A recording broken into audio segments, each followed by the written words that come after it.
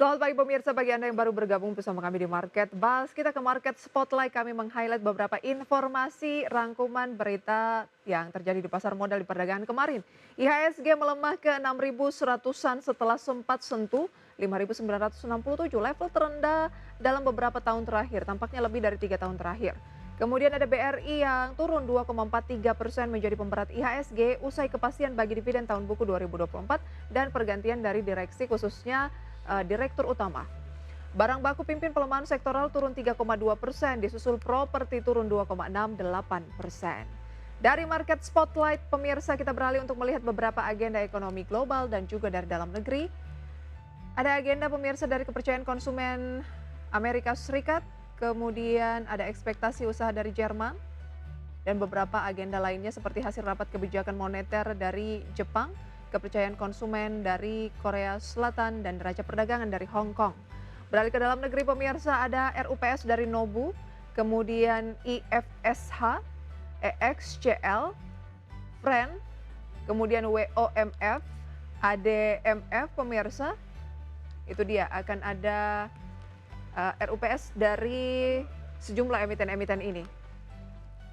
Update Bursa Asia pemirsa, pada pagi hari ini data selengkapnya bisa Anda saksikan di layar televisi Anda.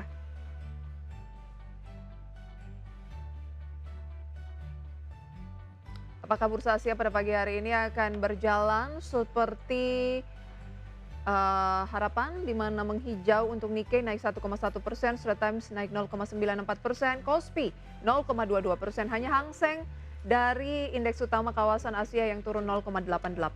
Lantas pemirsa, bagaimana kira-kira peluang untuk indeks harga saham gabungan di pekan terakhir jelang libur Lebaran? Kita akan berbincang pada pagi hari ini bersama dengan Krisna Dwi Setiawan, pengamat pasar modal. Selamat pagi Pak Krisna. Ya, selamat pagi Priscilla. Terima kasih sudah join bersama kami pada pagi hari ini Pak Krisna. Kita tahu menjelang libur Lebaran, libur panjang ini, pekan terakhir indeks harga saham gabungan kembali mengalami pelemahan yang cukup dalam di perdagangan kemarin. Bagaimana tanggapan Anda soal indeks harga saham gabungan ini? Ya, kalau kita lihat sampai dengan penutupan kemarin, apalagi sampai dengan level terendahnya kemarin tuh indeks udah turun 24% ya. Dari titik tertingginya waktu itu di 7.900 September 2024. 24% itu kalau di textbook itu artinya market sudah masuk kondisi bearish ya, karena bearish itu paling enggak turun 20%. Nah, kalau kalau batasan ini jadi patokan, ini bisa berarti dua hal. Pertama, artinya indeks bisa bertahan di level ini untuk kemudian rebound, karena bottom pertamanya udah ketemuan. Ini baru bottom pertamanya. Atau sebaliknya, jika indeks ini berlanjut turun, ya benar-benar market benar bearish banget ya, jadi benar-benar bearish banget. Biasanya kalau next-nya setelah 20% itu, next-nya biasanya sekitar 38%. Itu kalau secara teknisnya seperti itu. Tapi tentu aja kita nggak berharap ya, kalau indeks turun lebih jauh. Kita sih pengennya indeks ini rebound gitu, karena beberapa faktor harusnya sudah mulai lebih terbuka, lebih terlihat. Jadi yang kemarin masih menjadi kekhawatiran-kekhawatiran itu harusnya bisa mulai pelan-pelan mulai pelan-pelan terkuat gitu. Misalnya seperti soal Danantara, kepengurusan Danantara kan kemarin sudah diumumin ya. Betul. Jadi itu harusnya kalau kita lihat sih luar biasa itu, dari background-nya orang-orang teknokrat semua, profesional semua. Oke. Jadi kekhawatiran akan dikelola dengan serampangan atau Tampaknya sudah harusnya enggak. memberikan angin segar ya dengan penunjukan pengurus-pengurus kemarin. Tapi bagaimana Anda menanggapi soal 8 emiten BUMN alihkan saham ke BPI dan Antara? Ya, awalnya kan memang kalau dari rencana-rencana awal-awalnya itu kan 7 emiten ya. Ya. 7 emiten, Bank Himbara, Telkom, Jasa Marga, Main ID. Tapi ternyata ditambah lagi sama saham-saham BUMN karya. Jadi memang ini sudah seharusnya, memang udah jadi skenarionya dan Tara bahwa nanti, eee, pada akhirnya semua BUMN harusnya, terutama yang sehat-sehat tuh, nanti akan dimasukkan ya. Eee, saya juga nggak tahu kenapa dipilih, BUMN karya yang masuk lebih dulu dibanding BUMN yang lain. Oke, Tapi intinya, ya pada akhirnya kan semua akan masuk juga, gitu. baik. Bagaimana Termasuk peluang dari indeks harga saham gabungan jangka pendek di 6161 dan sudah melemah dalam sebulan terakhir itu sudah 6%, year to date 12,98%. Analisis singkat Anda bagaimana? ya, eee, punya optimisme yang cukup ya untuk hari Mhm, ini kita bisa rebound paling nggak, 90 sampai 100 poin, karena kepercayaan harusnya mulai terbangun baik, pelan-pelan nih. Ya BRI juga kinerjanya kemarin di Februari udah bagus ya, oke. lebih bagus dari Januari, jadi harusnya bisa rebound nih, Bisa bisa. rebound untuk market karena kepercayaan mulai terbangun pelan-pelan. Baik, nanti Betul. akan kita lanjutkan rekomendasinya seperti apa, bagaimana dengan ada Mandiri yang juga akan melangsungkan RUPST. Kita masih akan berbincang melalui video conference bersama dengan Pak Krisna Dwi Setiawan, pengamat pasar modal. Pak Krisna, kita lanjutkan perbincangan ya. Sedikit tanggapan Anda soal Yupi tadi, analisisnya seperti apa sih Pak, dengan raihan dana yang cukup besar ya, 2 triliun rupiah, dan peluangnya semenarik apa? Udah menjadi karakter saham kalau IPO besar itu biasanya hari pertama listing nggak langsung ARA gitu ya. Jadi Mhm, kenaikannya ini masih masih sehat ini. Jadi biasanya kalau yang sampai ARA-ARA itu saham-saham yang IPO-nya kecil. Tapi kalau besar ini kan termasuk golongan besar. Mengenai prospek untuk UP harusnya positif, tapi bukan perusahaan yang kita bisa berharap ada pertumbuhan yang besar ya. Karena permen ya kan paling apa namanya, mode ekspansinya kan cukup terbatas ya, kecuali dia mau expand ke, bisnis, apa namanya, makanan dan minuman yang lain-lain, nah itu mungkin bisa pertumbuhannya kita bisa berharap lebih lebih besar. Tapi kalau masih berkutat seputar, permen saja sih, ya pertumbuhannya kan terbatas sih menurut saya. Jadi tetap positif tapi, eee eee, terbataslah kalau baik. menurut saya ya. Anda lebih tertarik ke saham-saham seperti apa? Untuk saat ini, ya banyak saham bagus-bagus yang lebih diskon ya, kan, termasuk saham-saham perbankan, saham-saham teknologi, kemudian, juga termasuk saham-saham, apa namanya, konglomerasi ya, Mhm, itu banyak yang lebih menarik sebetulnya saat ini. dan Apalagi sedang diskon? kalau iya, apalagi kalau indeksnya udah mulai, Oke, rebound seperti ini ya. baik. Dividen BRI kemarin 51,74 triliun rupiah, Rp345 per saham. Kemudian ada Heri Gunardi resmi jadi Direktur Utama BRI. Apa yang paling Anda highlight mengingat tadi ya kita lihat dari gainers itu rata-rata adalah banking 4 teratas ditambah UP itu top gainers based on value pada pagi hari ini. Bagaimana tanggapan Anda soal BRI dulu?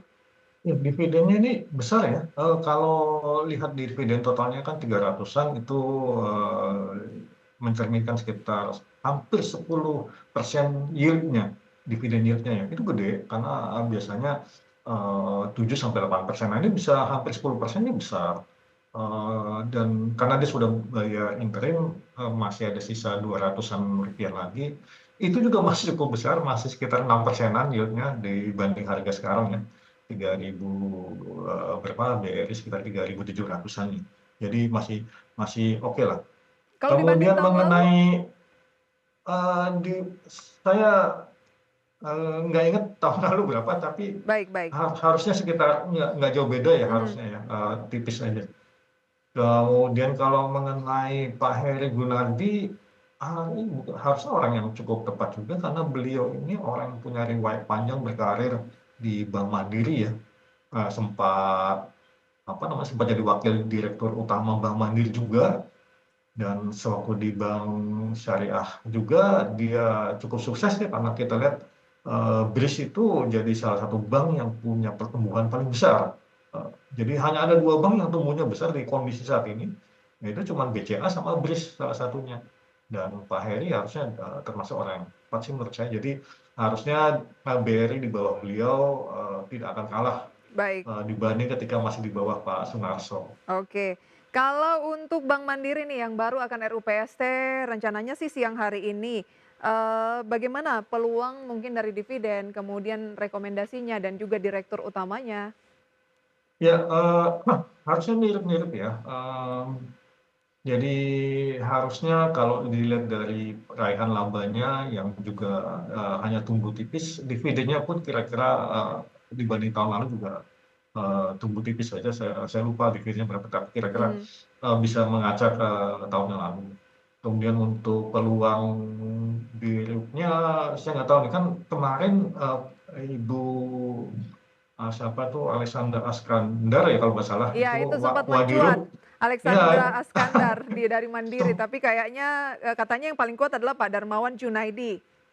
iya, saya nggak tahu karena kemarin kan diajukan juga kan, jadi calon BRI kan gitu. Mhm, Apakah sekarang akan bersaing dengan kandidat yang lain untuk menjadi, dirut, saya nggak tahu. Tapi, ya punya peluang yang cukup besar. Tapi, anyway siapapun harusnya kalau udah sekelas Bank Mandiri, itu menakodainya udah nggak terlalu sulit dibanding, baik. menakodai, bank yang lagi sakit ya, karena ini kondisi lagi sehat soalnya. Baik. Nah, dari banking, Anda tadi kan sempat mengulas bahwa saya lebih tertariknya banking, teknologi, saham-saham konglomerasi yang sudah diskon. Boleh disebutkan Pak, Anda mungkin 2 emiten lah atau 3 mana yang paling Anda, apa ya, Anda minati menjelang libur Ya panjang? Ya kalau menjelang libur panjang ya, kalau kalau bank kan kita expect-nya kita bisa tahannya agak lumayan medium ya, bahkan mungkin sampai setelah libur pun kita masih berani pegang. Tapi kalau untuk jadi kayak banknya saya masih prefer-nya ini BCA tetap ya, BCA karena tetap ya? BCA sudah bagus gitu kan, jadi tenang gitu. Jadi nanti kalau misalnya LK kuartal 1 keluar kita nggak kaget lagi gitu. Mhm. Kalau kalau BRI mungkin saya takutnya, LK1 apa, kuartal 1 keluar ada apa, Sesuatu ngelihat ya? negatif, Oh, oke. takutnya responnya negatif lagi gitu. Baik, main aman Kemudian dulu ya?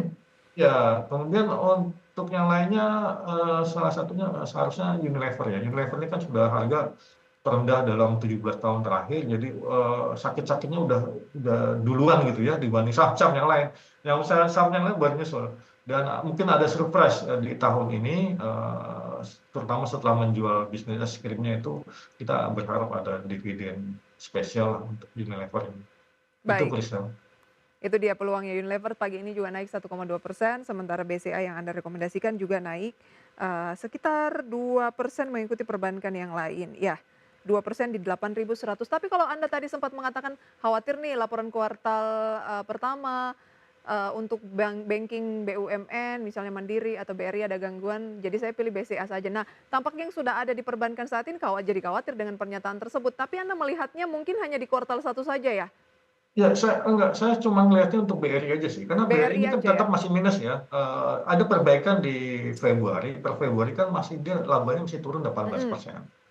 Jadi, akan ada masih masih akan minus nanti di kuartal 1 ya. Baik, Jadi saya takutnya nih kalau ketika ini, sudah menjadi konsumsi publik, akan menjadi, alasan untuk, jualan lagi gitu, oke. takutnya ya, takutnya gitu. Sebelum kita akhiri apa tips dari Pak Krisna?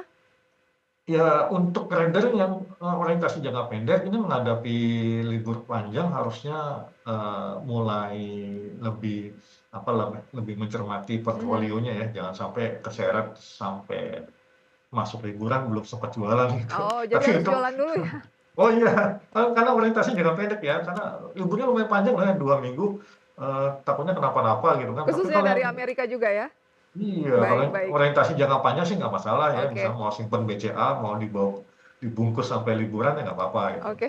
Tapi jangka medium Anda melihat bahwa kepercayaan investor pelan-pelan sudah mulai pulih lagi ya, Harusnya boleh ya, cermati betul. saham-saham yang fundamentalnya oke, teknikalnya juga oke, tapi sudah terdiskon cukup banyak seperti yang sudah disebutkan tadi. Pak Krisna sayang sekali waktu kita terbatas, semoga ini bisa menjadi referensi untuk pemirsa. Sukses selalu Pak Krisna, kalau mau Makasih, berlibur, sama-sama. selamat berlibur, sampai berjumpa kembali Pak. Lagi-lagi pemirsa keputusan investasi kami kembalikan ke tangan Anda dan